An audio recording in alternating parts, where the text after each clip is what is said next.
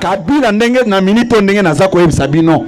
Akima mboka abima na ye azaka susu awate. Atika ta trace moko te abima na kobata ma puisque guerre ezako sale makuna celui qui est derrière. Bezako na nangai.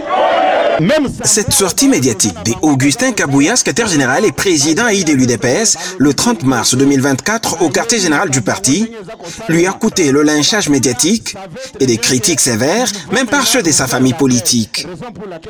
Et pourtant, l'avenir semble lui donner raison, avec la dernière tribune de l'ancien chef de l'État de la RDC, publiée par The Sunday Times, l'un des principaux journaux sud-africains.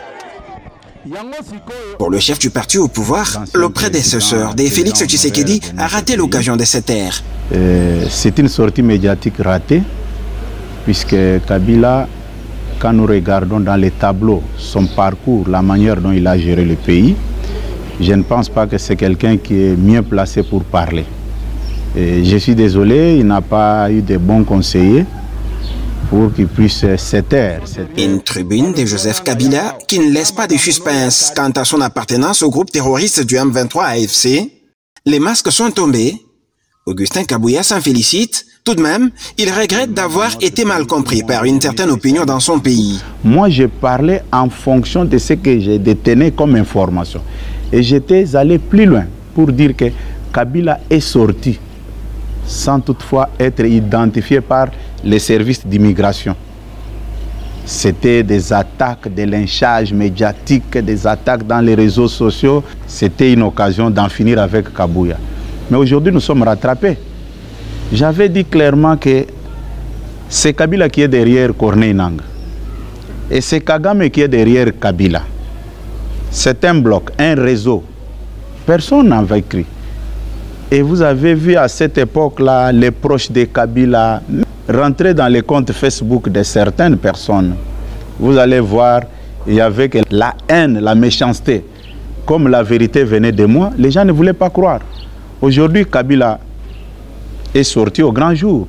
Les masques sont tombés. Et ce qui est plus grave, les chefs de l'État, son Excellence Félix-Antoine Tshisekedi, les premiers Congolais à être informés de la situation de notre pays, quand il a parlé encore sur le même problème, personne n'a voulu comprendre.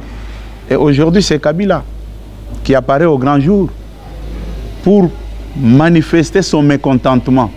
En effet, cette question se pose dans tous les salons, au regard des actes de violation des droits de l'homme ayant caractérisé le règne de Joseph Kabila à la tête de la RDC. Un rapport accablant, publié un an après les violentes manifestations contre Joseph Kabila. Des officiers supérieurs des forces de sécurité congolaises ont recruté au moins 200 anciens combattants du M23 en Ouganda et au Rwanda voisin pour protéger Kabila et étouffer les manifestations anti-Kabila. Le rapport de Human Rights Watch fait état de relations troublantes entre le gouvernement congolais et d'anciens combattants du mouvement M23, un groupe rebelle actif dans l'est du pays jusqu'à sa défaite par les forces congolaises en 2013. Ses membres avaient trouvé refuge en Ouganda et au Rwanda voisin.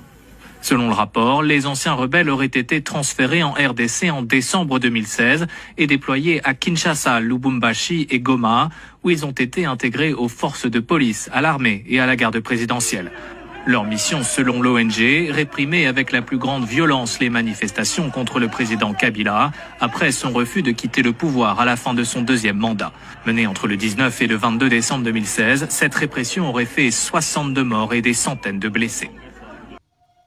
Est-il permis à un dirigeant comme lui d'accuser le régime Tshisekedi de tyrannique? Les plaies sont encore fraîches. Kabila doit dire merci à Félix Tshisekedi, un homme d'État, un homme qui nous avait tous prodigué des conseils de ne pas regarder dans le passé. C'est ça l'avantage de Kabila. Kabila ne peut pas parler de la démocratie dans notre pays. Est-ce que Kabila peut aller calmement dans la famille de Floribert Chebeya, Fidel Bazana, et dire ce qu'il avait dit là? Je dis que c'est la honte.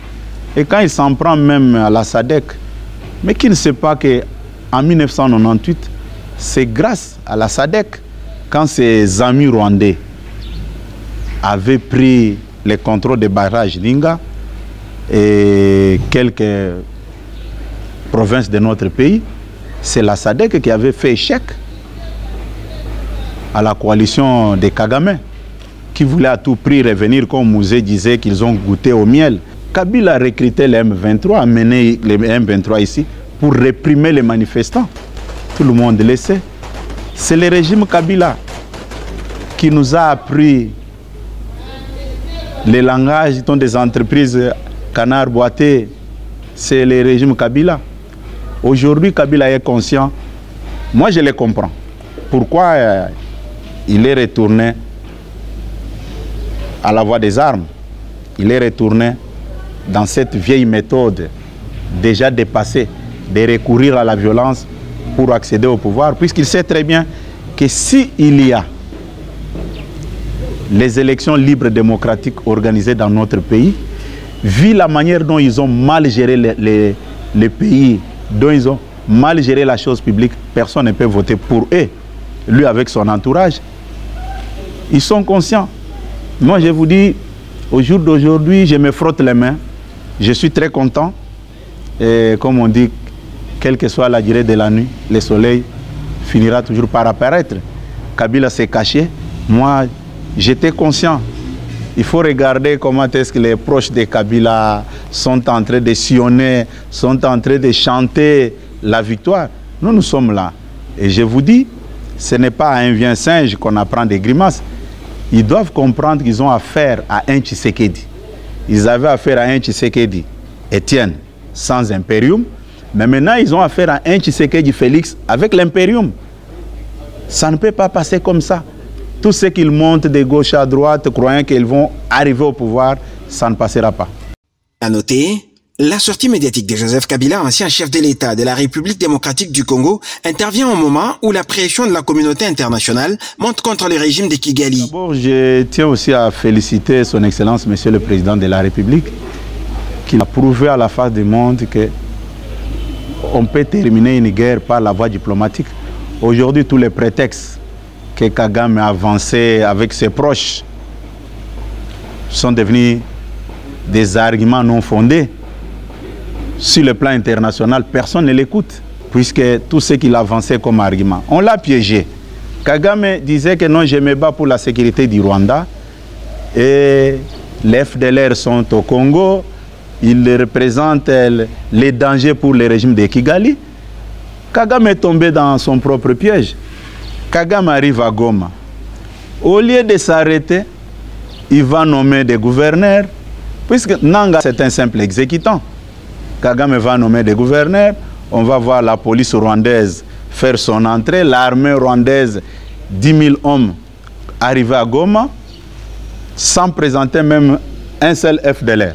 Après les sanctions américaines à l'endroit de certains dirigeants au service du président rwandais Paul Kagame, c'est au tour de l'Union européenne d'infliger de lourdes sanctions au Rwanda et d'appeler au retrait des troupes rwandaises du sol congolais.